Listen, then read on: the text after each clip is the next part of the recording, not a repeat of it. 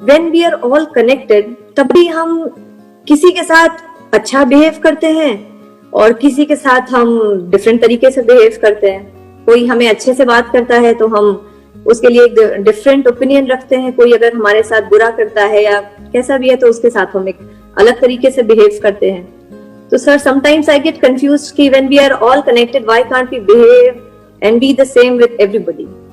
देखिए, दो अलग अलग चीजें हैं। एक है एक रियलिटी, वो क्या है, चाहे आप साइंटिफिक पॉइंट ऑफ व्यू से देखिए चाहे स्पिरिचुअल पॉइंट ऑफ व्यू से देखिए, we are all connected, we are all one, उसमें कोई डाउट है ही नहीं।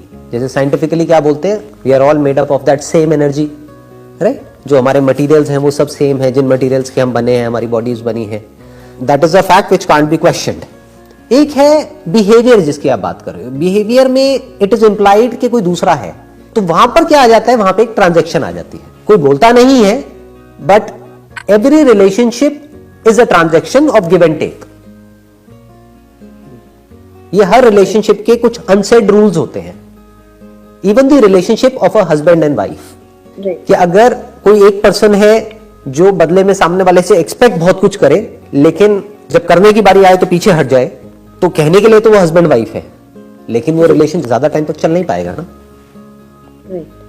तो what I am saying is कि ये हमको सेंसिबली समझना होगा कि इस दुनिया में जो भी हमारा बिहेवियर होता है, that is influenced by this give and take equation, that's more of a transaction. जैसे एक बिजनेस की ट्रांजैक्शन होती है कि अगर मैंने आपको 100 रुपए दिया तो मैं बदले में एक्सपेक्ट कर रहा हूं कि मेरे को 100 रुपए की वैल्यू की कोई प्रोडक्ट या सर्विस मिली, तो दैट इज अ ट्रांजैक्शन। ऐसे ही एक ट्रांजैक्शन होती है फ्रेंड्स के बीच में, रिलेटिव्स के बीच में, सबके बीच में। और फ्रेंड्स का मतलब ये नहीं है कि फ्रेंड्स मैंने बोल दिया तो उसकी कोई सब कैटेगरीज नहीं है। फ्रेंड्स भी अलग अलग तरह के होते हैं। एक फ्रेंड होते हैं जो हमको पता है कि ये फ्रेंड है ही टाइम पास के लिए। फॉर एग्जाम्पल, कि हमको पता है कि हम अपने काम से आए, बहुत स्ट्रेस्ड आउट है या अपनी लाइफ से स्ट्रेस्ड आउट हैं, अब हम वहां पे जा रहे हैं, हल्की फुल्की बातें कर रहे हैं, हंस रहे हैं, थोड़ा सा हमने टाइम स्पेंड किया, साथ में लंच किया, डिनर किया, वो अपने घर, हम अपने घर। अब वहां पे हम एक्सपेक्ट करने लग जाए कि वो हमारे इमोशंस को क्यों नहीं समझ रहा, हमारी फीलिंग्स को क्यों नहीं समझ रहा, तो हम थोड़ा गड़बड़ कर रहे हैं। वो रिलेशनशिप अलग है, वो फ्रेंड्स अलग है। वो ज्यादातर स्कूल कॉलेज में बन जाते हैं। जो स्कूल कॉलेज की जो फ्रेंडशिप्स होती है, वहां पर एक इमोशनल एक अलग ही बॉन्ड होता है, क्योंकि हम साथ में ग्रो कर रहे होते हैं।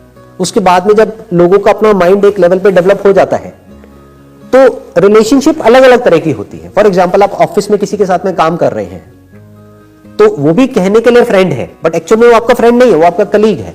तो उसमें हमको मिक्स नहीं करना है कि वहां पे जाकर के हम अपने सारी बातें बता रहे हैं, फिर वो आगे बता रहे हैं, फिर हम कह रहे हैं देखो उसने मेरे साथ में क्या कर दिया।